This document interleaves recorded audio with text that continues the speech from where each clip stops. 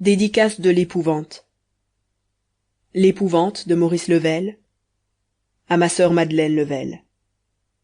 Ma chérie, je te dédie ce livre en souvenir du temps où tu m'encourageais, avant tous et contre tous, à écrire.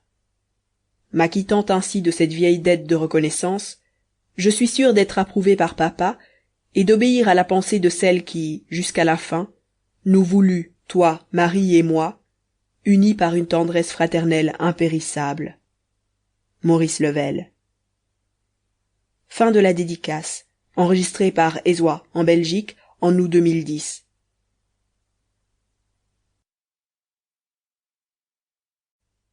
Chapitre 1er de l'Épouvante de Maurice Level.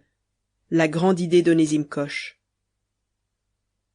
Alors c'est bien entendu, fit monsieur Ledoux sur le pas de sa porte. Dès que vous aurez une soirée libre, un mot, et vous venez dîner à la maison? Entendu. Et encore merci pour l'excellente soirée. Vous voulez rire? C'est moi tout au contraire. Levez bien votre col, il ne fait pas chaud. Vous connaissez le chemin? Le boulevard Lannes tout droit jusqu'à l'avenue Henri Martin. En marchant vite, vous trouverez peut-être le dernier tramway. Ah, un mot. Vous avez un revolver? Le quartier n'est pas très sûr. N'ayez crainte, je suis toujours armé. J'ai l'habitude des excursions nocturnes dans Paris, et je connais par profession les tours des rôdeurs. Ne m'accompagnez pas plus loin. Le clair de lune est admirable. J'y vois comme en plein jour. Rentrez. Onésime Coche traversa le trottoir, gagna le milieu de la chaussée et se mit en route d'un pas allègre. Comme il arrivait au coin de la rue, il entendit la voix de son hôte qui lui criait « À bientôt, je compte sur vous !»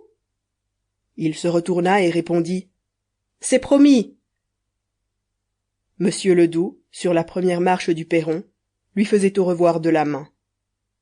Derrière lui, le corridor tendu d'Andrinople, éclairé par une lampe de plafond, découpait dans la nuit une tache rose. Du petit jardin endormi, de la maisonnette aux volets clos, de l'intérieur confortable et bourgeois trahi par ce rectangle de lumière, se dégageait un calme de petite ville, un calme lointain, familial.